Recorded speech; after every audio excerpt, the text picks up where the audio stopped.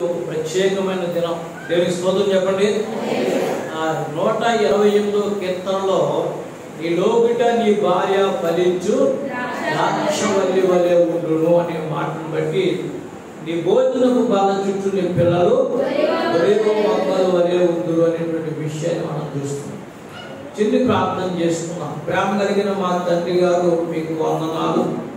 దీవెనకరమైన వాతావరణాన్ని, పరలోక సంబంధమైన సంతోషాన్ని మీరు మా కుటుంబాలను గురించి మమ్మల్ని మీరు ప్రేమించి ఆదరించి సంరక్షించిన విధానం బట్టి వందనాలు తండ్రి. నేను చిన్నగా మేము కూడుకున్నాం ప్రభా, సంఘము ప్రభా దాన్ని అంతా కూడుకొని ఆరాధించుటకు పరిస్థితులన్నీ కలిసి రావడానికి అనుకూలమైన పరిస్థితులు మాకు దయచేయండి. పరిశుద్ధాత్మ మీ వాక్యం ధ్యానిస్తుండగా వాక్యం నుండి భాగ్యాన్ని మేము అనుగ్రహించే ధన్యతను మాకు అనుగ్రహించమని, కూడి వచ్చిన వారందరితో మీరు మాతో మాట్లాడమని యేసు నామమున ప్రార్థించి స్తుతించి అడుగుచున్నాము పరమ తండ్రి, ఆమేన్. మంచిదండి. మరోసారి మన ప్రభువైన యేసుక్రీస్తు వారి శుభనామంలో మీ అందరికీ వందనాలు తెలియజేస్తున్నాను. దేవునికి స్తోత్రం చెప్పండి. మనం గత దినాలుగా ఫలించుట అనే అంశం మీద మనం మాట్లాడుకుంటూ ఉంటున్నాం. ఇది 3వ వారం అనుకుంటాం. కానీ గమనించండి, ఈ వారంలో ఫలించుట అనే అంశాన్ని గురించి ప్రస్తావిస్తూ ఫలించుట ఆశీర్వాదం గురించి మనం మాట్లాడుకుంటూ గమనించండి. ఈరోజు ఒక ప్రత్యేకమైన దినం ఏంటంటే భారతదేశంలో గమనించండి, నవంబర్ 14 అంటే చిల్డ్రన్ డే అంటారు, బాలల దినోత్సవం అంటారు. దేవునికి స్తోత్రం చెప్పండి. ఈ బాలల దినోత్సవం ఎలా వచ్చింది, భారతదేశంలో ఎలా ప్రారంభమైంది అనే విషయాన్ని మనం చూస్తే గమనించండి, మోతీలాల్ నెహ్రూ, స్వరూపరాణి అనేటువంటి 2 దంపతులు ఉన్నారు. చాలా సుసంపన్నమైన కుటుంబం, చాలా ఆశీర్వాదకరమైన కుటుంబం. ఎవరైనా ఆ ఇంటికి విందుకు వస్తేనట్టంటే, మా చిన్నప్పుడు చెప్పుకునేవారు, ఎవరైనా ఇంటికి విందుకు వస్తేనట్టంటే ఆ ఇంటి వారు అట్టంటే రూపాయల నోట్లు కట్టలు పొయ్యిలో పెట్టి టీ కాసి ఇచ్చేవారట. అంత ధనవంతులట. లేకపోతే 100 రూపాయల కాగితాలు మరి అది నా చెప్పుకునేవారు మా చిన్నప్పుడు. అంత సుసంపన్నమైన కుటుంబంలో మోతీలాల్ నెహ్రూ, స్వరూపరానికి ఒక ముద్దుల కుమారుడు పుట్టాడు. ఎవరంటే ఆయన పండిట్ జవహర్లాల్ నెహ్రూ గారు. ఈ నెహ్రూ గారికి పిల్లలంటే చాలా ఇష్టం. ఒక మాట చెప్పిస్తారు, ఈ పిల్లలంటే చాలా ఇష్టం. ఆయన దగ్గరికి వచ్చిన పిల్లలు ప్రతి వాళ్ళు ఏం చేస్తున్నారంటే ఒక గులాబీ పువ్వు పట్టుకుని వచ్చి చాచాజీ అని చెప్పి ఆయనకి ఇస్తూ ఉండేవారు. గమనించండి, ఆ బిడ్డ పెరిగి పెద్దవాడే వృద్ధి చెంది గమనించండి, ఆ సుసంపన్న కుటుంబంలో పెరిగిన బిడ్డ భారతదేశానికి మొట్టమొదటి ప్రధానమంత్రి అయ్యాడు. చప్పుడు దీన్ని మెప్పండి. భారతదేశానికి మొట్టమొదటి ప్రధానమంత్రి పండిట్ జవహర్లాల్ నెహ్రూ. అందరూ చిన్నగా మాట్లాడు చాచా నెహ్రూ అంటారు. గౌరవార్థంగా గమనించండి, ఆయన పుట్టినదినం అనుకుంటాను ఇవాళ ప్రపంచన. ఆయన పుట్టినదినం సందర్భంగా బాలల దినోత్సవం అని చెప్పి గమనించండి, భారతదేశానికి వాళ్ళందరూ కూడా సంతోషించే విధంగా గమనించండి ఈ దినాన్ని ఏర్పాటు చేసే ఈ రోజున పిల్లలందరూ కూడా పండిట్ జవహర్లాల్ నెహ్రూని జ్ఞాపకం చేసుకుంటారు. అలాగే సర్వేపల్లి రాధాకృష్ణ అని చెప్పి భారతదేశానికి మొట్టమొదటి రాష్ట్రపతి ఉన్నాడు. ఆయన గమనించిన సామాన్యమైన స్కూల్ టీచర్ నుంచి చాలా అత్యున్నతమైనటువంటి స్థితి అయినటువంటి రాష్ట్రపతి స్థానానికి వెళ్ళారు. కనుక ఆయన గురుపోత్సవము సెప్టెంబర్ 5వ తారీఖుని చెప్పి గమనించండి, గురువులను గౌరవించే రోజు అని చెప్పి సెప్టెంబర్ 5 అని చెప్పి అది చేస్తూ ఉంటారు. గమనించండి, ఈరోజు బాలల దినోత్సవం అని చెప్తూ ఫలించుటలో కొన్ని విషయాలు మీకు చెప్పాలని పరిశుద్ధాత్మ దేవుని పేరట మీకు తెలియజేస్తున్నాం. దేవుని స్తోత్రం చెప్పండి. హల్లెలూయా, హల్లెలూయా. ఆ 128వ కీర్తనలో గమనించండి, 128వ కీర్తనలో నీ లోకిట నీ భార్య ఫలించు ద్రాక్షవల్లి వలె ఉండును, నీ భోజనపు బల్ల చుట్టూ నీ పిల్లలు మొక్కలు వలె ఉందురు అనేటువంటి మాటలు మనకు కనబడుతుంటాయి. బైబిల్ గ్రంథంలో గమనించండి, పిల్లలను గమనించండి, కొన్ని చోట్ల కొన్ని విధాలుగా పోల్చారు. మొట్టమొదటిగా ఈ 108వ కీర్తనలో ఈ భోజనపు బల్ల చుట్టూ నీ పిల్లలు ఒలీవ మొక్కలుగా ఉందరనే మాట చెప్తున్నారు. ఎందుకు ఒలీవ మొక్కలుగా అని పోల్చిపడండి గమనించండి. మీకు టూకీగా కొన్ని విషయాలు చెప్పాలి, మళ్ళా జ్ఞాపకం చేస్తున్నాను. నోవాహు జలప్రళయము ప్రారంభమై నోవాహు, అతని భార్య, అతని 3 కొడుకులు, వాళ్ళకు ఉన్నటువంటి 3 భార్యలు, మొత్తం 80 కూడా వారికి అప్పగించబడినటువంటి జంతువులు అన్నీ కూడా నోవాహు కలిసి గమనించండి 1 సంవత్సరం 11 దినాలు వాడలో జలప్రళయంలో వాళ్ళు రక్షించబడ్డారు. గమనించండి, జలప్రళయం అంతా అయిపోతున్న సమయంలో 6 నెల కనబడుతున్నప్పుడు కాకిని వదిలాడు. కాకి గమనించండి కాకి గమనించండి పుల్లు తినడానికి వెళ్ళిందని కొందరు పెద్దలు చెబుతూ ఉంటారు. కొన్ని దినాలు గమనించండి పావురావును వదిలాడని, అది నీళ్లు ఇంకా భూమి మీద ఉన్న కారణంగా మరలా వాటలోకి వచ్చినప్పుడు చేయి చాపి నోవాహు బయటకు దాన్ని లోనకు అందుకున్నాడని చెప్పబడడం జరిగింది. మరలా కొన్ని దినాలు ఆగి గమనించండి ఆ నోవాహు ఆ పావురావును బయటికి వదిలినప్పుడు ఏంటంటే భూమి ఆరినప్పుడు భూమి మీద నుంచి ఒక ఒలీవ చెట్టు చిగురించిన ఆకులను పట్టుకొని ముక్కు ఖర్చుకొని వాటిలో ప్రవేశించినట్టుగా మనం చూస్తాం. దేవునికి స్తోత్రం చెప్పండి. అంటే పిల్లలను తల్లినేమో ద్రాక్షవల్లితో పోల్చాడు, పిల్లలను ఒలీవ మొక్కలు ఎందుకు పోల్చాడంటే గమనించండి. పిల్లలను ఒలీవల మొక్కలు ఎందుకు పోల్చాడంటే గమనించండి, ప్రభు శరీరము, ప్రభు రక్తంలో ఏకమైనటువంటి పిల్లలు. దేవునికి స్తోత్రం చెప్పండి. చాలా మంది అనుకుంటారు మొక్కలు కూర వండుకుని వాళ్ళ చుట్టూ కూర్చోబెట్టుకుని రాధ పెద్దడా, రాధ చిన్నోడా, బుజ్జి రామ్మ, చండి రామ్మ, నాని రామ్మ అని చెప్పి అందరూ కూడా కూర్చుని తినడం అనుకుంటారు. కానీ దేవుని బల్ల, ప్రభు బల్ల గుర్తుపెట్టుకోండి, ప్రభు శరీరపు బల్ల. రెండు దేవుని స్తోత్రం చెప్పండి. ఈ బల్లలో ఏకీవించబడిన పిల్లలు అట్టండి, ఈ ప్రభు శరీరంలో ఏకీవించబడిన పిల్లలు, ప్రభు శరీరంలో తల్లిదండ్రుల వెనకాల వచ్చిన పిల్లలు అట్టండి, వాళ్ళ నిత్య జీవంలో పరలోక రాజ్యంలో ప్రభు పాదాల చెంత భద్రంగా ఉంచబడతారని చెప్పడానికి ఒలీవ మొక్క సాదృశ్యంగా మనకు కనబడుతుంది. దేవుని స్తోత్రం చెప్పండి. హల్లెలూయా. చాలాసార్లు చెప్పాను, మళ్ళా జ్ఞాపకం చేస్తున్నాను, గుర్తుపెట్టుకోండి. రక్షించబడిన తల్లి ఏం చేస్తారంటే ప్రతిరోజు ప్రార్థన చేస్తారు, మా పిల్లలు రక్షించబడాలి, మా పిల్లలు రక్షించబడాలి. రక్షణ అంటే గమనించండి, చాలా మంది అనుకుంటారు బాప్తిస్మం తీసుకుంటాను. బాప్తిస్మం వేరు, రక్షణ వేరు. బాప్తిస్మం అంటే యేసు ప్రభువును నా సొంత రక్షకుడుగా అంగీకరిస్తున్నానని చెప్పి ప్రజలందరి ఎదుట గమనించండి నీళ్ళలో మునిగి ఇక లోకం నుంచి నేను వేరైపోయి లోక ఆలోచనలతో, లోక తలంపులతో, లోక పదలతో ఉండగా దేవుని బిడ్డగా దేవుని మందిరంలో దేవుని వాక్యాన్ని నేర్చుకుని దేవుని చిత్తానుసారంగా జీవిస్తానని చెప్పడమే బాప్తిస్మం. దేవుని స్తోత్రం చెప్పండి. మారు మనసు అంటే అంతవరకు ఉన్నటువంటి పాత మనసు పోయి ఇప్పుడు చెప్పండి కొత్త మనసు రావడం. దేవుని స్తోత్రం చెప్పండి. ఇక రక్షణ భాగ్యం అంటే మీకు అర్థమవడం చెప్తున్నా. రక్షణ భాగ్యం అంటే చాలా మంది మళ్ళీ చెప్తారు, గుర్తుపెట్టుకుని, మామిడి పళ్ళు చూడటం వేరు, కొంచెం మామిడి పళ్ళు చూడటం వేరు, బత్తాయి పళ్ళు చూడటం వేరు, యాపిల్ పళ్ళు చూడటం వేరు. గమనించండి, యేసుక్రీస్తును గమనించండి గురించి వినడం వేరు, యేసుక్రీస్తు గురించి ప్రార్థన చేయడం వేరు. గమనించండి, యేసుక్రీస్తు గురించి, క్రీస్తు వారి గురించి నమ్మడం వేరు, యేసు ప్రభు వారితో నడవడం వేరు. దేవుని స్తోత్రం చెప్పండి. చాలా మంది ఎరా బాబు నేను చెప్పిన మాట వింటానమ్మంటారు. వింటానమ్మంటేనే ఇస్తానమ్మా చెప్పండి. వింటానమ్మంటే సరిపోతుందండి. వినడమంటే చాలా కష్టం. అమ్మో నువ్వు ఎంత పని చెప్తూ అనుకోలేదు, ఇలాంటి పని చెప్తూ వింటాను అన్నాను తప్పు చేరంటారు. ఇంకా గమనించండి, రక్షణ అంటే గమనించండి, యాపిల్ పండు చూడటం వేరు, తినడం. రక్షణ అంటే గమనించండి, రక్షించబడిన వారికి మాత్రమే అది తెలుస్తాం. తెలుస్తుంది చెప్పండి.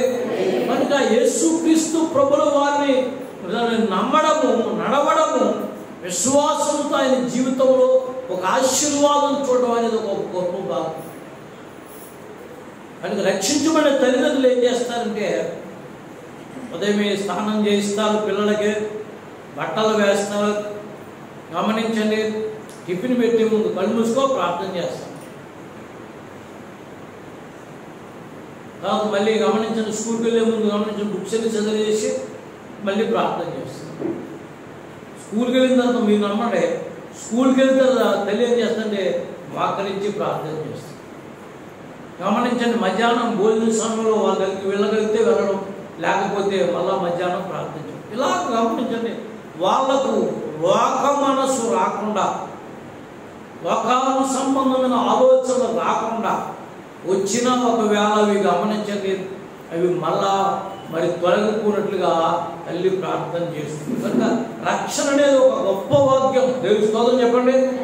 ఈ రక్షణ భాగ్యం కలగాలని తల్లిదండ్రులు ఏం చేస్తారంటే పిల్లల గురించి ప్రార్థన చేస్తుంటారు. ఈ రక్షణ భాగ్యం కలిగిన పిల్లలు ఏం చేస్తారంటే గుర్తుపెట్టుకోండి, లోకంలో ఎన్ని ఉపద్రవాలు వచ్చినా, ఎన్ని కష్టాలు వచ్చినా, ఎన్ని నష్టాలు వచ్చినా, ఎన్ని శ్రమలు వచ్చినా, ఎన్ని ఇబ్బందులు వచ్చినా వాళ్ళు ఏం చేస్తారంటే తడుస్తూ అయినా సరే మందిరానికి వస్తారు. శ్రమ అయినా యేసు ప్రభువుని నమ్ముతూ గమనించండి, దేవుని కొరకు నిలబడడానికి విశ్వాసంతో ముందుకు సాగుతారు. అని గమనించండి, మొట్టమొదటిగా పిల్లలను దేవుడు పరిశుద్ధ గ్రంథంలో ఒలీవ మొక్కలతో పోల్చడం జరిగింది. అంటే దానికి మరణం లేదు. దేవుని స్తోత్రం చెప్పండి. జలప్రలయం వచ్చింది కానీ మీకు చెప్పండి, దాన్ని ముంచింది కానీ దాని జీవం మాత్రం చావనే చావనే. అలాగే యేసుక్రీస్తునందున్న పిల్లలు గమనించండి, చావనే చావరు. నిత్యరాజ్యంలో ప్రభు పాదాలు చెప్పుకుంటారు. యేసు ప్రభు వారిని శిష్యుని అడిగారు, పేతురు అడిగాడు, గమనించండి, ప్రభువా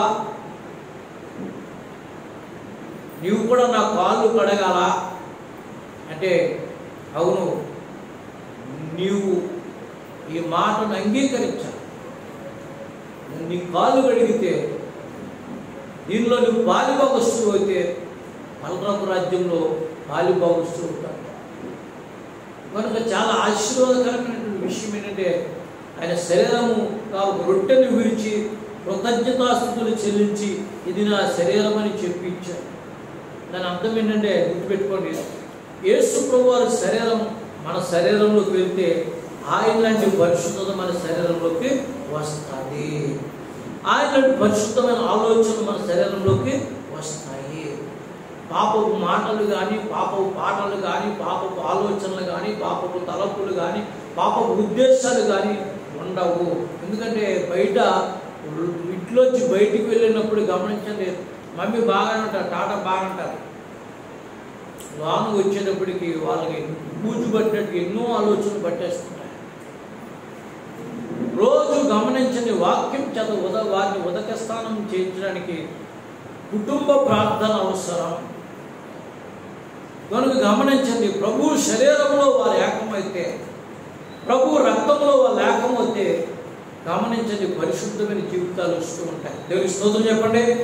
కనుక భక్తులు ఏం చేస్తుంటారంటే గమనించండి, ఈ పిల్లల్ని గమనించండి ఒలీవ మొక్కలతో పోలిస్తారు. దేవుని స్తోత్రం చెప్పండి. హల్లెలూయా. రెండవది మనం చూస్తే 127వ కీర్తన 4వ వచనం చూస్తే, రెండవది 127వ కీర్తన 4వ వచనం చూస్తే, యవన కాలమందు పుట్టిన కుమారులు బలవంతుని చేతిలోని బాణములు వంటి వారు. రెండు దేవుని స్తోత్రం చెప్పండి. యవన కాలమందు పుట్టిన కుమారులు బలవంతుని చేతిలో బాణములు వంటి వారు. యేసుక్రీస్తు వారు పుట్టినప్పుడు యెషయాకు ఒక గమనించండి, ఒక ప్రవచనం వచ్చింది ముందు, పుట్టక ముందు. ఆశ్చర్యకరుడు,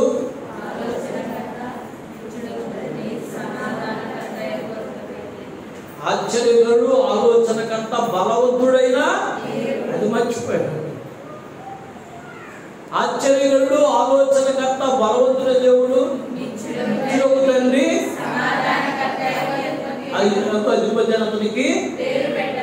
ఇప్పుడు బలవంతుని చేతిలో బాణములు అంటే గమనించండి. యవన కాలంలో అంటే యవన కాలం అంటే మీకు అర్థమని చెప్తున్నాను. యవన కాలం ఇప్పుడు ప్రబలిక ఉంది, బ్లెస్ ఉంది, భవానీ ఉంది, చిన్నారి ఉంది, తేజ ఉన్నాడు, ఇంకా పెద్ద ప్రబలిక ఉంది, మానస ఉంది. వీళ్ళ యవన కాలంలో ఉన్నారు. జ్యోతి ఉన్నారు. మీ అందరికీ తెలుసు, ఒకరోజు జ్యోతి పాట పాడింది. ఏం పాట గుర్తుంది మీకు? ఏం పాట మీకు గుర్తుందా? దయనుందిన శివును ధన్యమాయను. నా ఉదయం అప్పుడు ఎంత సంతోషించిందంటే మీరు నమ్మండి, ఎంత సంతోషించిందంటే చాలా సంతోషించింది. నిజంగా ఆ పాట అర్థం, ఆ పాట విలువ ఆ బిడ్డకు తెలిసింది అని నేను ఆ హృదయం నుంచి పాడిందని చెప్పి ఆ రోజు నా బిడ్డను బట్టి నేను చాలా సంతోషించాను. గమనించండి, మా పాస్టర్ గారు ఇంటి పక్కనే ఒక ఇల్లు ఉంది. ఇల్లుంటే గమనించండి, ఆ ఇంటి పక్కన పాపను ఒకసారి అడిగేది, నీకు మంచి స్వరం ఉంది కదా, మంచి స్వరం ఉంది కదా, ఆ స్వరంతో నువ్వు దేవుని పాటలు పాడొచ్చు కదా అని అడిగితే అమ్మాయి ఏం తెలుసా, సినిమా పాటలు నా ప్రాణం. ఏ పాటలు అంటే సినిమా పాటలు, ఇవి లేకుండా నేను బ్రతకలేను. అలా పాడుతూ పాడుతూ యథార్థమైన విషయంతో అలా పాడుతూ గమనించండి, ఆ సినిమా పాటలు పాడే అబ్బాయిని ఒక అబ్బాయిని చేసుకుంటే గమనించండి. తర్వాత ఇద్దరు పాపలు ట్విన్స్ పుట్టారు, బాబు పుట్టాడు, ఆయన చనిపోయాడు. ఇప్పుడు సినిమా పాటలకు అంత విలువ లేదు. ఇప్పుడు ఆమె చెబుతుంది, గమనించండి, వాళ్ళు నేను విన్న కబురు, నేను సినిమా పాటలు పాడను. ఇవి నా జీవితంలో చాలా పీడి చేసింది. ఇక నుంచి నేను యేసు ప్రభు పాటలు పాడతాను. రెండు చదివి దేవునికి స్తోత్రం చెప్పండి. చాలా కాలానికి తెలుసుకో. ఆమె గురించి చెప్పడానికి కాదు, కానీ ఆమె బిడ్డలు గమనించండి, బ్లెస్ అంత వయసుకు వచ్చేటప్పుడు తెలుసుకుంటాం. మరి ఈ లోపల ఆ బిడ్డలు సినిమా పాటలు పాడుతుంటారా?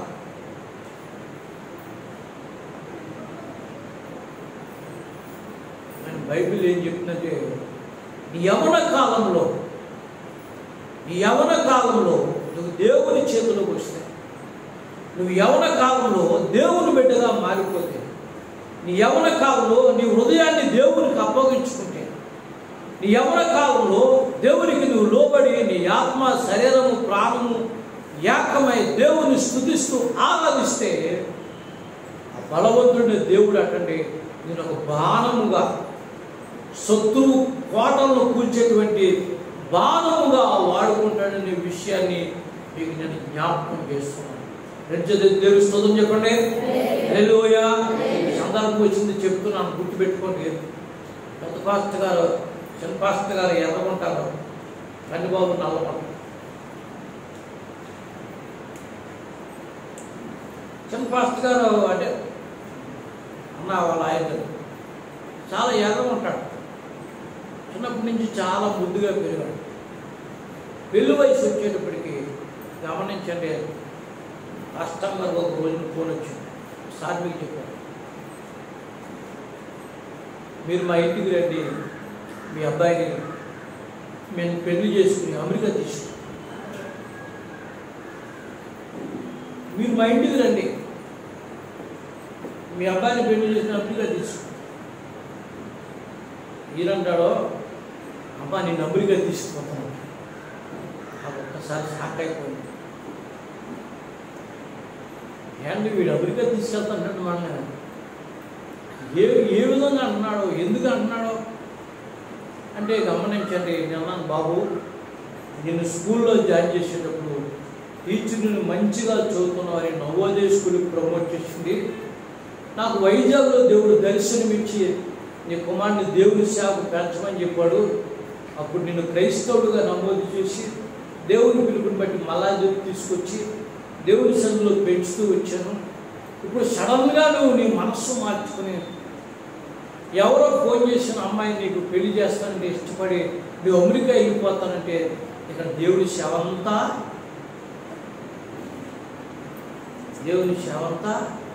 ఏమైపోద్ది? కొంచెం ఆలోచించు అని చెప్పాను నేను. చాలా కష్టమైంది. వాక్యం చెప్పాం, ప్రార్థన చేసాం, దేవుని స్తోత్రం చెప్పండి. ఆయన మనస్సు మార్చుకుని గమనించండి, వివాహానికి ఒప్పుకొని గమనించండి, దేవుని చిత్తానుసారంగా లోబడి గుర్తుపెట్టుకోండి, అన్నాన్ని చేసుకోవడానికి దేవుడు చూపించాడు. దేవుని స్తోత్రం చెప్పండి. ఈరోజు నాకు బలమైన బాణంగా,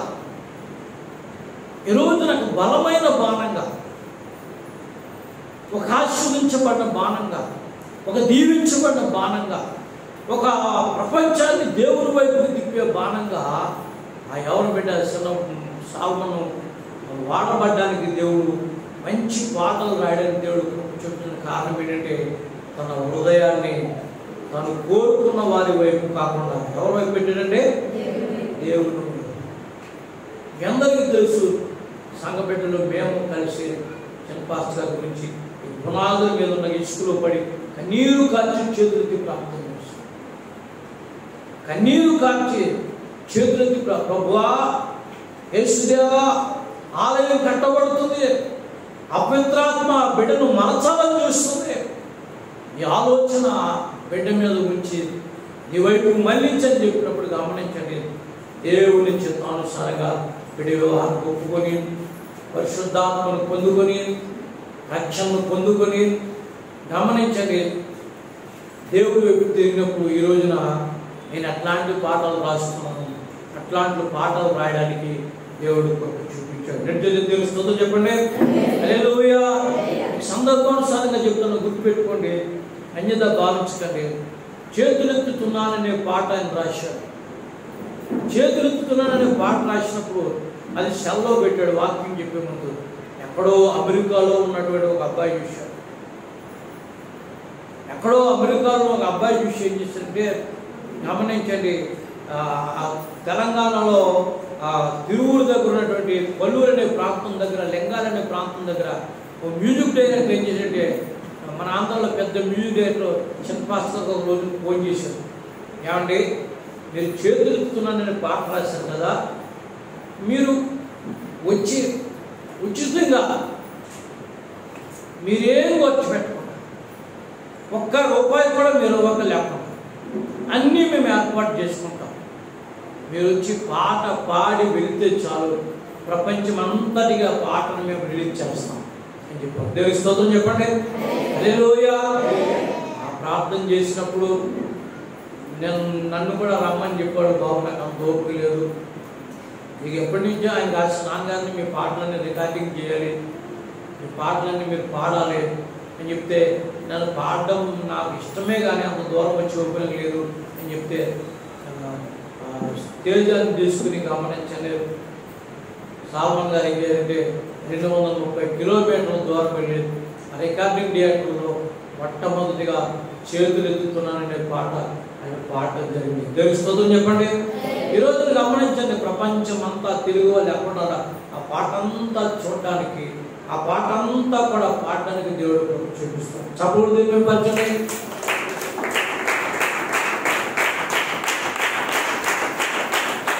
నేను ఎందుకు ఈ విషయాలు మీకు జ్ఞాపకం చేస్తున్నానంటే, నీ యవ్వన కాలంలో గుర్తుపెట్టుకోండి, నీ యవ్వన కాలంలో దేవుని చేతులకు వస్తే ఒక బలమైనటువంటి ఆయుధంగా దేవుడు నిలబడేటువంటి శక్తి సామర్థ్యం దేవుడు ఇస్తున్న విషయాన్ని మీకు జ్ఞాపకం చేస్తుంది.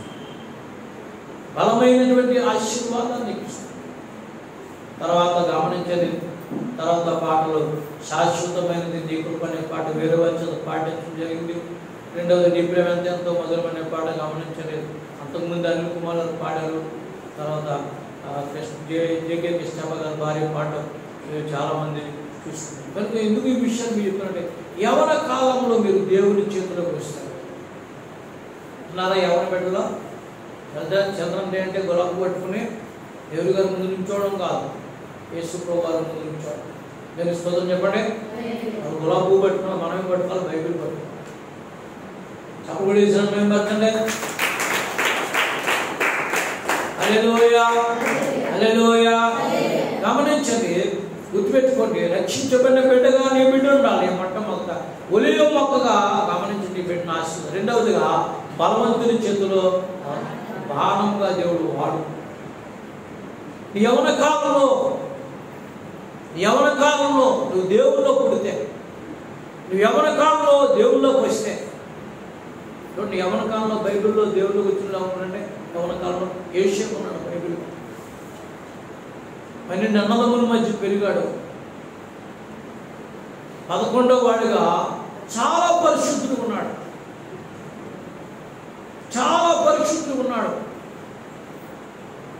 ఆ పరిశుద్ధమైన జీవితాన్ని చూసి వారు నేను గమనించండి. 10 మంది అన్నదమ్ములు కొట్టడం, గోతులో వేయడం, గోతులో తాడు వేసి మళ్ళీ బయటికి తీయడం, అమ్మేయడం. అంటే ఎందుకు అమ్మారు, ఎందుకు కొట్టారు, ఎందుకు వాడిని అమ్మేశారంటే వాడు పరిశుద్ధంగా ఉన్నాడు అంతే కారణం. వాడు యథార్థంగా ఉన్నాడు అంతే కారణం. వాడు దేవునికి నమ్మకంగా ఉన్నాడు అంతే కారణం. అమ్మడమే కాకుండా గమనించండి, వాడు అనుకుంటారు వీడి పీడ విరగడైపోతుంది అనుకుంటారు. కానీ ఐగుప్తు దేశంలో ఒక పశువుల మందలో అమ్మినట్టుగా బానిసగా అమ్మినట్టుగా అమ్మిన తర్వాత గమనించండి, కొద్దిపరి ఇంట్లో గమనించండి, యథార్థవంతుడు, పరిశుద్ధుడు, నీతిమంతుడు, నమ్మకమైన వాడు బాలేరుగా జీవితాన్ని ప్రారంభించాడు. యథార్థవంతుల జీవితాలు చూసినట్లయితే చాలా తక్కువ స్థాయి నుంచి పైకి వచ్చినట్టుగా చూస్తాం. బాలేరుగా జీవితాన్ని ప్రారంభించండి. బాలేరుగా జీవితాన్ని ప్రారంభించినప్పుడు ఒక రోజున యజమాని పొద్దుపరి అన్నాడు, యేషేపు నువ్వు చేసే ప్రతి పనుల్లో కూడా నమ్మకంగా చేస్తున్నావు, నువ్వు యథార్థంగా నాకు కనబడుతున్నావు. ఇదిగో నా పొలం పని విషయం, ఇదిగో గమనించని ఇంటి పని విషయం, ఇవిగో పంట పశువుల విషయాలు, ఇవిగో బాల్యాల విషయాలు అని చెప్పి అన్ని విషయాలు అతనికి అప్పచెప్పి, ఇంటిలో అన్నం తినడం నా భార్య తప్ప అందరూ నీ మాట వింటారు. 2 జనులు తెలుస్తుందో చెప్పండి. ఆశ్చర్యకరమైన విషయం అంటే అంత యథార్థవంతుడికి భార్యల జీవితం నుంచి దేవుడు హెచ్చిస్తే కొద్దిసేపు భార్య కన్నుబడి గమనించండి, ఆయన అతను లొంగ తీసుకొని చూసిన మనం చూస్తాం. కానీ అతను ఎంత దుష్కార్యము నేను చేయను, యెహోవాకు భయపడుతున్నాను. ఏమన్నాడంటే యెహోవాకు భయపడుతున్నాను. గమనించండి, ఒకవేళ ఆ పాపానికి లొంగిపోయింటే ఆ ఇంటికి మాత్రమే పరిమితమై ఉండేవాడు. కానీ గమనించండి, ఆ యవన కాలంలో దేవుని చేతిలోకి వచ్చాడేమో. గమనించండి, అతన్ని పట్టుకొని కొద్దిపరి భార్య నింద వేసి శరసాల్లో వేయించి 13 సంవత్సరాలు ఇనపరాడుతో కొట్టించిందంట. చేతితో కాదు, కర్రతో కాదు.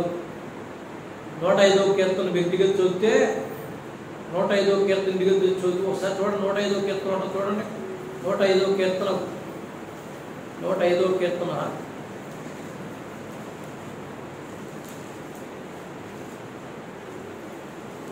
105వ కీర్తన నేను చదువుతాను వినండి. 19వ వచనం, అతడు చెప్పిన సంగతి నెరవేరు వరకు యెహోవా వాక్కు అతన్ని పరిశోధించుచుండెను. రాజు వర్తమానము పంపి అతను విడుదల చేసి ఇంకా పైన చూస్తే 17వ వచనం, వారికంటే ముందుగా ఆయన ఒకరిని పంపెను, యేషేపు దాసుడిగా అమ్మబెడును. వారు సంఖ్యల చేత అతని కాళ్ళను నొప్పించి ఇనుము చేత అతని ప్రాణమును, అంటే దేంతో కొట్టారు చెప్పండి, ఇనపరాడుతో కొట్టారు. ఎలా ఈ పాపం చేసాం లేదా, ఆమె బాగా చేయలేని విషయం చెప్తే మౌనంగా ఉండిపోయాడు. నేను చేయలేదని చెప్పలేదు, చేశానని చెప్పమౌనం. ఎందుకంటే ఒక పవిత్రమైన కుటుంబం, ఆమె చేసింది పొరపాటు, నోరుపితే ఆమె గురించి బయటికి వెళ్ళదు. ఆ భార్యాభర్తలు ఎడబడి మౌనంగా ఉండిపోయాడు. యవన కాలంలో దేవునికి నమ్మకం ఉన్నాడు కనుక మరొక కళ వచ్చింది. మీ అందరికీ తెలుసు, కథగా జరిగించింది. మరొక కళ వచ్చింది. మరో సరసాల్లోంచి యేషేపుని బయటికి తీసుకొచ్చాడు. మరో మెడలో ఉన్న బంగారు పోల్చి యేషేపు మెడలో వేశాడు. మరో చేతుకున్న ఉంగరం యేషేపు పెట్టాడు. మరో రథం ఎక్కించాడు. ఈ యేషేపు ఐగుప్తు దేశం అంతటా అధికారిగా ఉన్నాడు. రెండు చేతులు దేవుని స్తుతం చెప్పండి. బలవంతుని చేతిలో ఒక భారముగా యేషము మార్చబడినట్లుగా మనం చూస్తాం. కనుక పిల్లలను దేవుడి కొరకు పెంచాలి. పిల్లలను దేవుడి కొరకు పెంచాలి. వాళ్ళు స్వేచ్ఛగా ఉండాలి. నేను అడుగుతున్న ఆహారం అనే పుస్తకాన్ని నేను చదువుతూ ఉంటాను. అంటే రోజుకు ఒక వాక్యం ఉంటాను. దాంట్లో ఒక పాస్టర్ గారిని పిలిచారటండి. ఒక పాస్టర్ గారు పెద్ద అని పిలిచారట. పిలిచిన వాళ్ళు ఎవరంటే గమనించండి, జాగ్రత్తలు ఈ మాట. పిలిచిన వాళ్ళు ఎవరంటే తండ్రులకు దూరమైన పిల్లలు, తండ్రులకు దూరమైన కూతురు.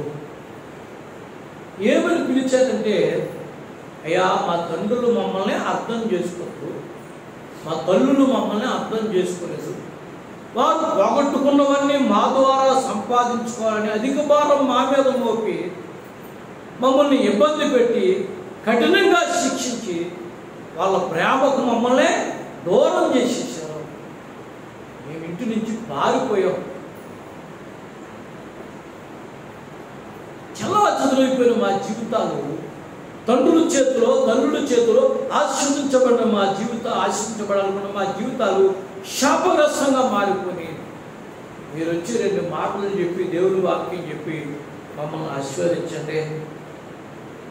ఆ పాస్టర్ గారి గుండె కరిగిపోయిందట. ఆ పాస్టర్ గారి గుండె ఏడ్చాడట. ఇప్పుడు నేను నా పిల్లల్ని ఎలా పెంచాలి, నా పిల్లల్ని నేను ఎలా పెంచాలి? అయ్యా మీరు వచ్చి మమ్మల్ని ఆశీర్వదించండి. మా తండ్రుల ఆశీర్వాదం, మా తల్లుల ఆశీర్వాదం మాకు దొరకలేదు. వాళ్ళు మా మీద అధిక భారం పెట్టి మమ్మల్ని చిత్రం చేసి కొట్టి తిట్టి తన్ని గాసు పగలగొట్టిన గోడ చేసి కొట్టారు, కాళ్ళతో తన్నారు, చిత్రం చేశారు అంటున్నారా తల్లిదండ్రులు? దండం పెట్టి చెప్తున్నాను, ఎప్పుడు శిక్షించాలో అప్పుడే శిక్షించాలి. అధికమైన కఠినమైన శిక్షలు పనిచేయదు. మన జీవితాల్లో పోగొట్టుకున్న బిడ్డల ద్వారా సంపాదించాలనుకోవడం కాదు, కానీ మన జీవితాల్లో పోగొట్టుకున్న రెండు దేవుని స్తుతం చెప్పండి, దేవుని ద్వారా బిడ్డలకు అందించాలి. మళ్ళీ చెప్తున్నాం, మన జీవితాల్లో పోగొట్టుకున్నవి పిల్లలకు దేవుని ద్వారా అందించాలి. ఆ పాస్టర్ గారు గమనించండి, చాలా వేదన పడి ప్రార్థన చేసి ఆయన వెళ్ళే ముందు అట్టండి, నేను నా బిడ్డలు ఎలా పెంచుతున్నాను అని చెప్పి ఆయన ఆలోచించి ప్రార్థన చేసుకుని వెళ్ళి గమనించండి. ఆయన మొట్టమొదటిగా పిల్లలారా మీరు విధేయులై ఉండండి. కనబడని దేవునికి విధేయులు ఉన్నట్టు కనబడే తండ్రులకు విధేయులు అవ్వండి. మీ తల్లిదండ్రులు మిమ్మల్ని గాయపరిచారనే మాటలు మర్చిపోండి. మీ తల్లులు గాయపరిచారనే మాటలు మర్చిపోండి. దేవుని వాక్యానికి మీరు లోబడినని చెప్పినప్పుడు గమనించండి, వాళ్ళు ఆశ్చర్యంగా లోబడి ఆశీర్వదించబడిన వారిగా కనపడ్డారని. తర్వాత వారు చూసినట్లయితే ఎవరి ఇండ్లకు వారికి లేరంటే రెండు దేవుని స్తుతం చెప్పండి. అప్పుడు కూడా ఇచ్చిన మైపల్లి ఎవరి తల్లిదండ్రులు ఇండ్లకు వారికి లేరంటండి. తల్లిదండ్రుల ప్రేమను వారు పొందుకున్నారంటండి. పిల్లల ప్రేమను వారు పొందుకున్నారనే విషయాన్ని జ్ఞాపకం చేస్తున్నాం. కనుక గుర్తుపెట్టుకోండి, ఏషేపు గమనించి పుతేపరి ఇంట్లో వర్ధిల్లుతూ ఉండగా వచ్చిన శోధన జయించు. ఆ శోధన జయించి గమనించండి, ఆ దేశానికి ప్రధాని అయినట్టుగా మనం చూస్తున్నాం. ఒక బలవంతుడైనటువంటి చేతిలో బాణముగా, ఫరో చేతిలో లేక దేవుని చేతిలో ఒక బలమైనటువంటి ఆయుధంగా వాడబడినట్టుగా అనేక మందులకు ఆశీర్వాదకరంగా మార్చబడి మనం చూస్తాం. తర్వాత కథ మీకు తెలిస్తే చాలా ఆశ్చర్యం ఉంటుంది కదా. ఆ యోసేపు దగ్గరికి ఆహారం లేదని ఆ దేశ ప్రజలందరూ వచ్చారు. ఆ దేశ ప్రజలందరూ వచ్చారు. బైబిల్లో రాయలేదు, కానీ నేను ఊహించుకుని చెప్పుకుంటాను. పొతేపరి ఇంట్లో కూడా ఆహారం లేకుండా ఉండి ఉంటుంది. పొతేపరు వెనకాల పొతేపరు భార్య కూడా చెప్పండి దైవం గారు వచ్చి ఉండాలి. అలా లైన్లో కోటా బియ్యం వచ్చినట్టుగా గమనించండి. పొతేపరు భార్య పొతేపరు వస్తే యేసేపు ఎక్కడ ఉన్నాడంటే సింహాసనం. ఇప్పుడు యేసేపు ఏమన్నాడు? యేసేపు ఏమన్నాడు?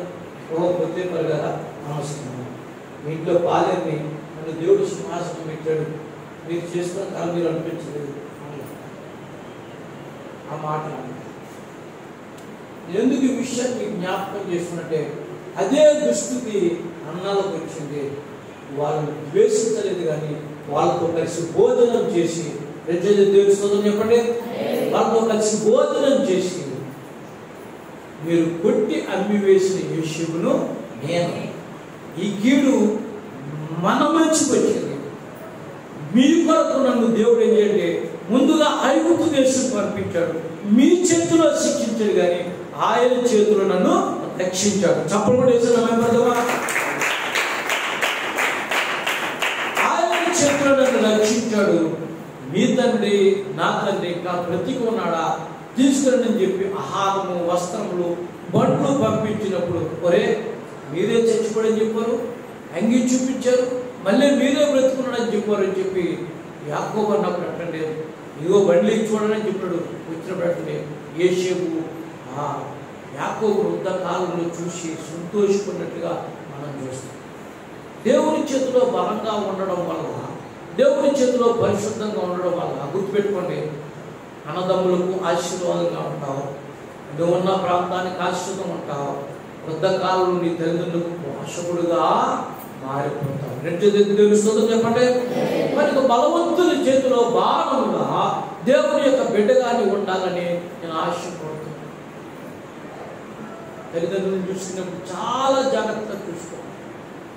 ఏమాత్రం కొంచెం నువ్వు కొంచెం మాట జారవా తల్లిదండ్రుల హృదయాల్లో జీవితము ముగింపు వరకు కూడా ఉంటుందనే విషయాన్ని నేను గుర్తుపెట్టుకో.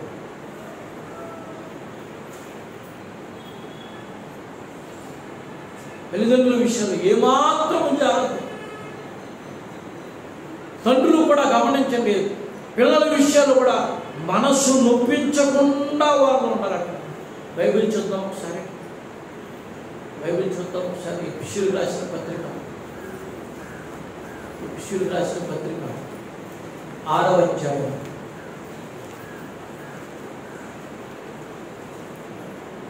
6వ అధ్యాయం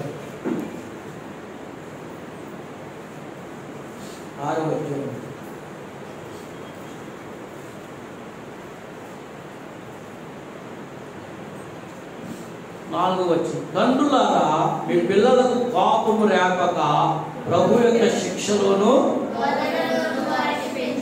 మళ్ళీ చెప్తాను, తండ్రులారా మీ పిల్లలకు కోపము రేపక ప్రభు యొక్క శిక్షలోను, తండ్రులారా అన్నక్కడ తల్లులారా అని పెట్టుకోండి.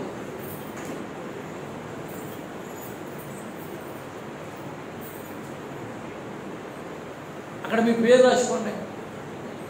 అమ్మ కొంచెం కష్టం ఉంటుంది కదా, ఈ రోజు నన్ను ఇసుకించేస్తారు పాస్టర్, రోజు నన్ను. బైబిల్ ఏం చెప్తుందంటే ఈ బాలుని శిక్షించడం మానకూడదు కానీ వాడు చావాలని కొట్టకూడదు. గ్లాసును కొట్టినట్టు కొడతారు, అంటే బాల్ కొట్టినట్టుగా కొడతారు.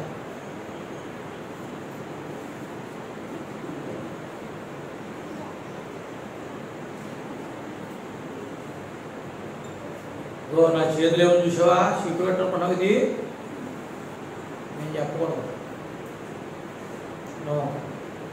అలాంటి మాటలు దయచేసి మేము డాంలో చెప్తాం. వాళ్ళు ఏం కూరగాయలు కాదు, ఇష్టపడ్డాడు జరిగేయడం. ఏం చేయకుండా వస్తాం ఎవరైనా కూరగాయల వాళ్ళు దేవుడిచ్చిన గర్భఫలము యెహోవా ఇచ్చు బహుమానాలు. దేవుని స్తోత్రం చెప్పండి. ఎంత జాగ్రత్తగా చూసుకోవాలి, ఎంత జాగ్రత్తగా చూసుకోవాలి, అంత జాగ్రత్తగా చూసుకుంటే అంత ఆశయం. అంటే గారంగా పెట్టమని నేను చెప్పట్లేదు. పాస్టర్ గారు ఉన్నారంటే అంత గారంగా చూసుకుంటారంటే చాలా గారంగా చూసుకుంటారు. కానీ వాడు ఏదో తప్పు చేస్తే వెంటనే తాతిగల్లోకి వచ్చేస్తారు. నాన్నగారు నాగండి, మీరు మమ్మల్ని పెంచినట్టు వారిని పెంచడం రేటు మీరు వాటిని సపోర్ట్ చేసుకుంటున్నారంట. ఏదైనా ఈసారికి శరణకి వచ్చాడు కదా క్షమించి వదిలే, లేదు ఇది ఎలా వదిలే ముదిరిపోతాడండి. గమనించండి, సందర్భానుసారం చెప్తున్నాను. ప్రభు మీతో మాట్లాడుతున్నాడు. రెండింటిది తెలుస్తుందో చెప్పండి. వాళ్ళకి ఇష్టమైంది ఒళ్ళు పెట్టాలనుకుంటున్నాను. వాళ్ళు మంచి బట్టలు కుట్టించడమే కాకుండా, వాళ్ళు మంచి ఆరోగ్యం వాళ్ళని ప్రార్థన చేయడమే కాకుండా, వాళ్ళు మంచిగా చదువులను ప్రార్థన చేయడమే కాకుండా, వాళ్ళు నిత్యము దేవుని సన్నిధిలో ఉండడానికి, నిత్యము దేవుని సన్నిధిలో పెరగడానికి, సంతోషకరమైన కుటుంబాలుగా దీవించబడ్డానికి తండ్రులుగా తల్లులుగా మన బాధ్యత చూడాలి. యేషేపు చిన్నప్పుడే 10 సంవత్సరాల వయసులోనే తల్లిని పోగొట్టుకున్నాడు. తమ్ముడు బెన్యామీను గమనించిన పుడుతూ ఉండగానే తల్లి లేకుండా బ్రతికాడు. తల్లి లేని బిడ్డగా వారు జీవించిన వారు ఎంత ఆశీర్వదించబడాలి.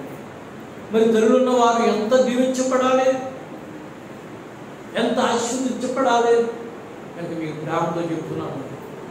రెండో మాట, బలవంతుని చేతిలో వారు యేషేపు గమనించండి, కానాను దేశ ప్రజలందరికీ ఆహారాన్ని ఇచ్చాడు.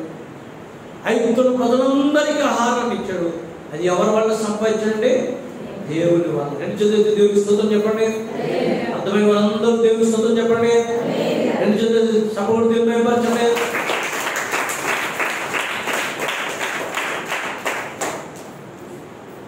ప్రతిదీ కూడా గమనించండి, మన కొరకు దేవుడు ఇచ్చింది కాదు. గుర్తుపెట్టుకోండి, మన కొరకు ఇచ్చింది కాదు, మన పిల్లల కొరకు ఇచ్చింది. ఆ మాట అర్థమవుతుందా మీకు? మనం పిల్లల కొరకు అక్కడే ఉంటుంది. ఇండివిజువల్ తండ్రులు పిల్లల కొరకే కానీ పిల్లలు తండ్రుల కొరకు కాదు. అతను క్షమించండి, అలా మాట అన్న బైబిల్లో ఉంది. పిల్లలు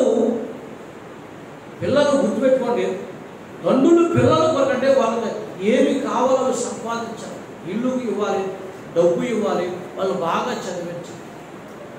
అప్పుడు వాళ్ళు ఏం చేస్తారంటే, మా నాన్నగారు మా అమ్మగారు ఇలా పెంచారు, పెద్ద చేశారు అని చెప్పి వాళ్ళ కృతజ్ఞతతో ఏం చేస్తారంటే వాళ్ళు మనల్ని ప్రేమిస్తారు. దాన్ని అంటాడంటే ఎఫెసీయులకు రాసిన పత్రిక 6:2, నీకు మేలు కలిగినట్టు నీ తల్లిని తండ్రిని అప్పుడు నువ్వు భూమి మీద ఇది వాగ్దానంతో కూడిన ఆజ్ఞలలో దేవునికి స్తోత్రం చెప్పండి. పిల్లలతో కలిసి మాట్లాడుకోవాలి, కలిసి భోజనం చేయాలి, కలిసి కూర్చుని సంతోషంగా బైబిల్ చదవాలి, పాటలు పాడాలి, ప్రార్థన చేయాలి. అది ఒక పరలోక ఆనందం అండి, ఒక పరలోక సంతోషం. కనుక మొదటిగా నీ లోగండి నీ భార్య ఫలించు, ద్రాక్షవల్లి వారు నీ భోజనం పలుకు, నీ పిల్లలు లేవు మొక్కలు ఎలా ఉంటాయి అలా నీ పిల్లలు జీవాన్ని పొందుకుంటారు. రెండవదిగా నీ బిడ్డలు బలవంతుని చేతిలో. మూడవదిగా మనం చూస్తే గమనించండి, మూడవదిగా మనం చూస్తే 144వ కీర్తన 144వ కీర్తన 12వ వచనం చదవండి. మా కుమారులు తమ యవ్వన కాలమందు ఎదిగిన మొక్కల వలె ఉన్నారు. మా కుమార్తెలు నగరుకై దేవునికి స్తోత్రం చెప్పండి. కుమారులు నగరకు ఎదిగిన మొక్కల వలె ఉన్నారు. ఎదిగిన మొక్క ఎంత అందంగా ఉంటుందండి, ఎంత పచ్చగా ఉంటుంది. రెండవ అన్నాడు, మా కుమార్తెలు నగరకు చెక్కిన అంటే ఒక ఇంటికి ఒక స్తంభం ఎలాగో మీకు అర్థమవడానికి చెప్తే గుర్తుపెట్టుకోండి. ఆ స్తంభం చూడండి, ఆ స్తంభం కాదు గుడ్డివారి కింద ఇంటే ఆ కింద గ్రౌండ్ ఫ్లోర్ చూడ స్తంభాలు. ఏ స్తంభం కొంచెం ఇబ్బంది అయినా ఇల్లు వంకరగా ఉంటుంది. అలాగే గమనించండి, యవన కుమార్తెలు ఇంటి కట్టండి అందమైన వారిగా, బలమైన వారిగా, సొగసునిచ్చేవారు. ఈ పిల్ల ఎవరు, ఈ అమ్మాయి ఎవరు మీకు అర్థమవడానికి చెప్తున్నాను, గుర్తుపెట్టుకోండి. అబ్రహాము కుమారుడు ఇస్సాకు భార్యకు తేవడానికి ఎలియాజరు బావి దగ్గరకు వచ్చినప్పుడు నీళ్ళ కడవ పెట్టుకుని రెప్పక ఆ దిగుడు బావులో పైకెత్తుంటే ఆమె గురించి ప్రార్థన చేసుకుని నాకు నీళ్లు పోయమంటే నీళ్లు పోసినప్పుడు నీకే కాదు నీ గాడిదకు నీళ్ళు పోస్తాను చెప్పినప్పుడు అడిగిన మొదటి మాట ఏంటి తెలుసా? నీవు ఎవరి కుమార్తె? నిన్ను చూసినప్పుడు నీ పేరు అడగరు, నిన్ను చూసినప్పుడు నీ పేరు అడగరు. ఇంత దీవెనకరంగా, ఇంత సాంప్రదాయకరంగా, ఎంత ఆతిథ్యం ఇవ్వడానికి నిన్ను పెంచిన తల్లిదండ్రులు ఎవరు? గుర్తుపెట్టుకోండి, నీ మర్యాద వెనుక, నీ ఆతిథ్యం వెనుక, నీ మాటల వెనుక నీ తల్లిదండ్రుల గమనించండి ప్రతి కథలుగా కనబడుతుంది. దేవునికి స్తోత్రం చెప్పండి. హల్లెలూయా. కనుక మంచి మాటలు నేర్పించు తండ్రిని ప్రార్థన చేయాలి. మృదువైన మాటలు, ప్రభు దీవెనకరమైన మాటలు, ఆశీర్వాదకరమైన మాటలు మా పిల్లలకు నేర్పించు తండ్రి. కొంచెం కష్టంగా ఉంటుంది కదా మీ చిల్డ్రన్ డే అన్నప్పటికీ ఆశీర్వాదకరమైన అమ్మబడి, అందమైన బడి, ప్రార్థన గుడి, పదలో కబడి, అమ్మబడి,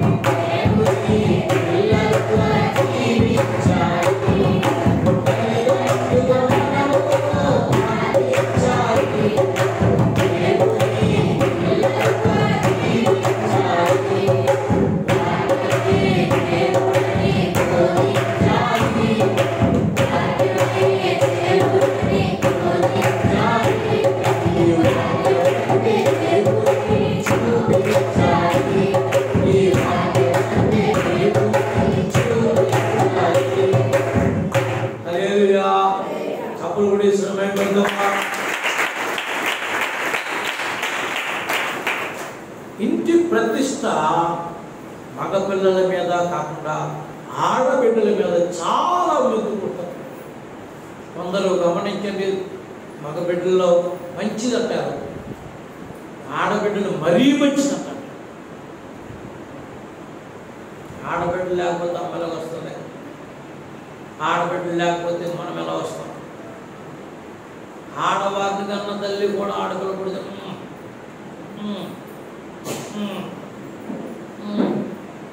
ఎంత బాగా అంటే ఆడపిల్ల అన్నప్పటికీ గమనించండి, నగరుకు చెక్కిన మూల కంబం వలె ఈ కుమార్తెలు. దేవుని స్తోత్రం చెప్పండి. హల్లెలూయా. టీవీలో మీరు ఎప్పుడైనా చూసారా? సారూన్ సిస్టర్స్ అని వాళ్ళు ఎంత మంచిగా పాడతారంటే, వాళ్ళు పాడుతున్నారు, మధురమైనది నా యేసు ప్రేమ,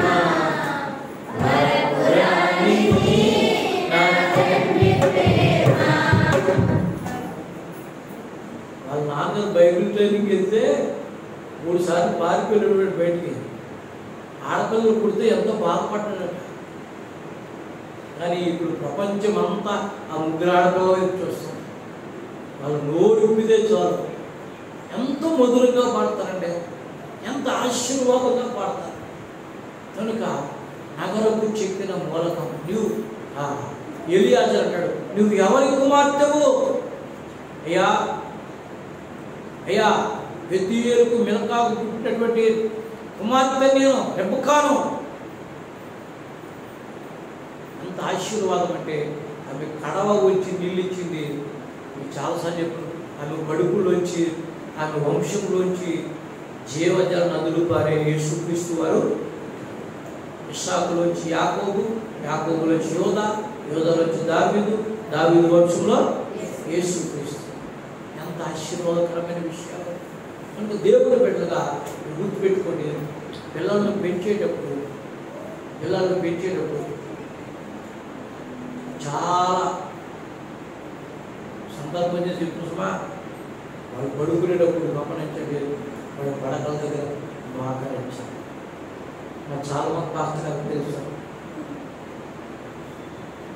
ఏదైనా కొంచెమైన ఉదయంలో వ్యతిరేకమైన ఏదైనా బయలుదేరిందంటే తన దగ్గర మోకరించి కన్నీరు విడిచి ప్రార్థన చేసి. యవ్వన కాలం కాదు వాళ్ళకు తెలియదు, యవ్వన కాలం కాదు వాళ్ళకు తెలియదు. నేను బాగా అర్థమైనట్టు చెప్తున్నాను. రోడ్డు మీద వెళ్తుంటే పడు దుమ్ము అంటే అని అనుకున్నానికి పడిపోతుంది దుమ్ము అనేస్తే మరి దుమ్ము చూడండి, మనం వెళ్తున్నది అది పడుతున్నట్టు దాని అలవాటు అంటే పడిపోతుంది. మేము కానీ ఇంటికి వచ్చి ఏం చేయాలి? మనం స్నానం చేయాలి. దేవుని స్తోత్రం చెప్పండి. బయట ఎన్నో ఆలోచనలు బిడ్డల మీద పడుతుంటాయి, మీకు తెలీదు. మీరు వెళ్ళడం, పొలం పని చేసి రావడం, వీళ్ళు ఉండడం అనుకుంటారు, కానీ ఎన్నో ఆలోచనలు బిడ్డ మీద పడుతుంటుంది. గమనించండి, తల్లిదండ్రులు ఏం చేయాలంటే ప్రార్థన ద్వారా తుడి చేస్తుంది. నేను అందుకనే ఈ మధ్య నాకు భారం పెట్టిన భారం ఏంటంటే సండే స్కూల్ పిల్లల గురించి రోజు ప్రార్థన చేస్తాను. సండే స్కూల్ యవ్వన బిడ్డల గురించి సందర్భం చెప్పి రోజు ప్రార్థన చేస్తాను. ప్రభువా, యవ్వన బిడ్డలు ఉన్నారు, చిన్న బిడ్డలు ఉన్నారు, వాళ్ళందరూ కూడా జ్ఞాపకం చేస్తారు. రాష్ట్రం గారు ఒక రోజున అడిగి సండే స్కూల్ పిల్లల గురించి ఎక్కువ ప్రార్థన చేస్తారు. ఈ మధ్య అంటే వాళ్ళ ఇంటి ఆడపడుచు బరువు ప్రతిష్ఠ ఎలా ఉంది? ఈ మందిరకు ప్రతిష్ట వాళ్ళదే. దేవుని స్తోత్రం చెప్పండి. అందమైన బిడ్డలు 4 బ్యాచ్లు వెళ్ళిపోయారు. 4 బ్యాచ్లు చంటి. తర్వాత బ్యాచ్ ఎవరు చెప్పండి? జెస్సీ, ఇవాంజలి, తర్వాత ఇంకా చెప్పండి మీరు కొంచెం. మొత్తం 3 బ్యాచ్లు వెళ్ళిపోయారు. సిరీసా, వీళ్ళందరూ కూడా గమనించండి, దేవుని చిత్తానుసారంగా పెట్టుకోండి. నేను ముగిస్తున్నాను, సమయం లేదు. దేవుని చిత్తానుసారంగా తల్లిదండ్రులు లోబడి వివాహం చేసుకుంటారు. చక్కగా 4 బ్యాచ్లు గమనించండి, దేవుని మందిరం నుంచి బయటికి వెళ్ళారు. దేవుని స్తోత్రం చెప్పండి. హల్లెలూయా. నగరుకు చెక్కిన మూల కంబాలుగా ఉన్నారనే విషయాన్ని విజ్ఞాపనం చేస్తుంది. మీరు ఇంటికి వెళ్ళి చూస్తే గమనించండి, అపోస్తుల కార్యం 12 వచ్చి ఉంటుందండి. రోజు అనే చిన్న పిల్ల అంటండి. ఒక రోజు మరియమ్మ గారి ఇంట్లో ప్రార్థన జరుగుతుందంట. మరియమ్మ గారి ఇంట్లో ప్రార్థన జరుగుతుందంటే ఎందుకు ప్రార్థన జరుగుతుందంటే పేతురుని బంధించి మరుసట్లోని వృత్తిలను ఆలోచన చేస్తుంది. మరుసట్లోని వృత్తిలను ఆలోచన చేస్తుంటే వాళ్ళు మరియమ్మ గారి ఇంట్లో చిన్న ప్రార్థన కూటం పెట్టారు. ఆ ప్రార్థన కూటంలో రోజునే చిన్నపిల్లలు కూడా పెట్టారు. వీళ్ళందరూ ఎవరు ప్రార్థన చేస్తున్నారు? ప్రభువా, రాజుగారి దగ్గరికి మేము వెళ్ళలేము, మమ్మల్ని వెళ్తే మమ్మల్ని కూడా లోపల వేస్తారు, లోపల వేస్తారు పేదలతో పాటు మమ్మల్ని కూడా ఊరి తీసేస్తారు, కనుక మా ప్రార్థన నీ దగ్గర పెడుతున్నాం. మీరు స్తోత్రం చెప్పండి. మేము నీ దగ్గర పెడుతున్నాం. నువ్వు పరలోకంలో మా ప్రార్థన వెళ్తుంది, నువ్వు పరలోకం నుంచి పేదలకు దూతలు పంపించు, దూతలు పంపించి పేదలు విడిపించు అని ప్రార్థన చేస్తున్నారు. ఈ గుంపంతా కూడా ఆసక్తితో ప్రార్థన చేస్తారు. ప్రభువా, ప్రార్థన ఆలపించు, పేతులు విడిపించు, దూతలు పంపించు, పేతులు విడిపించు, దూతలు పంపించి ప్రార్థన చేస్తుంటే నిజంగా పరలోకం వెళ్ళింది. పేతులు గమనించండి, దగ్గరికి దూత వచ్చింది, దూతను విడిపించుకుని గమనించండి, పేతులు విడిపించుకుని గమనించండి. ఆ ప్రార్థన చేసే స్థలానికి వచ్చి పేతులు తలుపు కొడుతున్నాడు. తలుపు తీయండి, తలుపు తీయండి అంటుంటే చిన్నపిల్లలు వెళ్ళి తలుపు తీసి ఎవరు పెడితే నేను పేతులు అన్నాడు. వెంటనే పిల్లలంటే పేతులు వచ్చాడు. పేతులు వచ్చేటప్పటికి నీకు పిచ్చెక్కిందా అన్నారు కొంతమంది. మనం ఏం ప్రార్థన చేస్తున్నాం? పేతులు రావాలని ప్రార్థన చేస్తున్నాం. నాకు పిచ్చి కాదు, మీకు పిచ్చి పెడితే ఆ ప్రార్థన ఆపి మీరు తలుపు తీసి చూడండి, ఎవరు వచ్చారో కనబడతారని చెప్పినప్పటికి తలుపు తీసినప్పుడు ఎవరున్నారంటే అంటే చిన్న పిల్లల విశ్వాసం. ఇప్పుడు చెప్పండి, మన పిల్లలు ప్రార్థించే గుంపులో ఉంటే ఎంత ఆశీర్వదించబడతారు, ఎంత దీవించబడతారు, ఎంత వర్ధిల్లుతూ ఉంటారు. గమనించండి. ఇంకా మనం చూస్తే ఎస్తేర్ అనే చిన్న పిల్ల, తల్లిదండ్రులు లేని పిల్ల, దిక్కులేని పిల్ల, పరాయి దేశంలో బబులోని దేశం వెళ్ళిపోయిన తర్వాత బాలిసగా ఉన్న పిల్ల రాజుకు భార్య కావాల్సి వచ్చింది. అమ్మ కట్నం ఎవరు ఇస్తారు నీకు అని అనలేదు, ఇల్లుందా పొలం ఉందా అనలేదు. దేవుడే మా ఆస్తిని పెంచాడు. సమయం వచ్చింది, రాజు తల మీద ఉండేటువంటి 127 దేశాలకు సంబంధించిన బంగారపు కిరీటం చెప్పండి ఎస్తేరు తల మీద దేవుడు. ఎంత ఆశీర్వాదకరమైన పరిస్థితి అంటే పిల్లలను ప్రార్థించేవారిగా పెంచితే వాళ్ళకు వయసు వచ్చినప్పుడు కావలసినవన్నీ కూడా దేవుడు సమకూరుస్తాడు. ఊహించని పేరు దీవించబడి ఎన్నో అద్భుతాలు పాల్పడతాడు దేవుడు చూస్తాడు. కనుక ఈ చిల్డ్రన్స్ డే సందర్భంగా మీరు చెప్తున్నాం, గుర్తుపెట్టుకోండి, పిల్లల విషయం చాలా జాగ్రత్త. ఇప్పటి వరకు మీరు ఆలోచించింది మీరు ఎప్పటి నుంచి మీరు చేసే ప్రార్థనలు మారు. ప్రభువా, మా బిడ్డలకు మంచి ఆరోగ్యం, మంచి భవిష్యత్తు, మా ఇంటికి మూలకమ్మమైన విలువలు వీళ్ళు తేవాలి.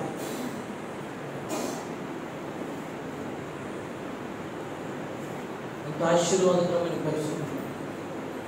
క్షేమంగా ఇంటికి రావాలి. పిల్లలు దేవుని మాట విన్నారు, తల్లిదండ్రుల మాట విన్నారు. అలా వినడానికి తల్లిదండ్రులు లోబడతామంటూ పిల్లల్ని దేవుళ్ళు పెంచుకుందామంటూ పెద్దలు అందరం లేచి నిలబడదాం, చిన్ని ప్రార్థన చేసుకుందాం. దేవుడి మాటలు దీవించుగా మండు వస్తున్నాం.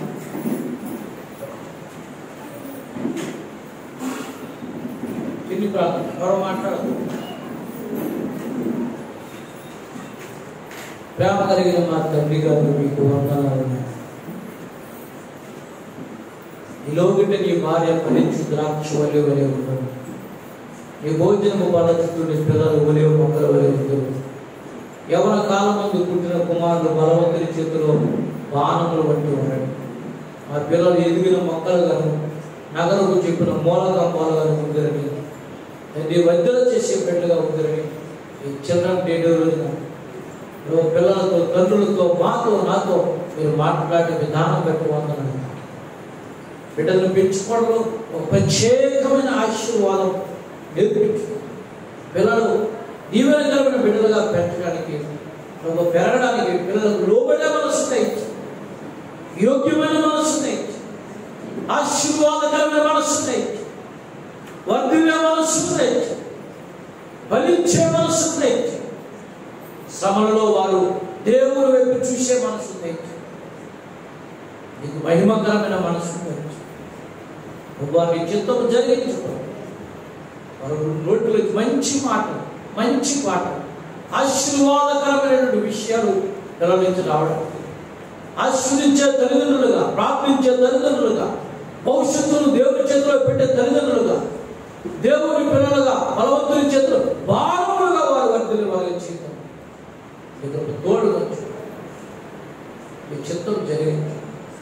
యేసు నామమున ప్రార్థించి స్తుతించి అడుగుచున్నాము పరమ తండ్రి. ఆమేన్.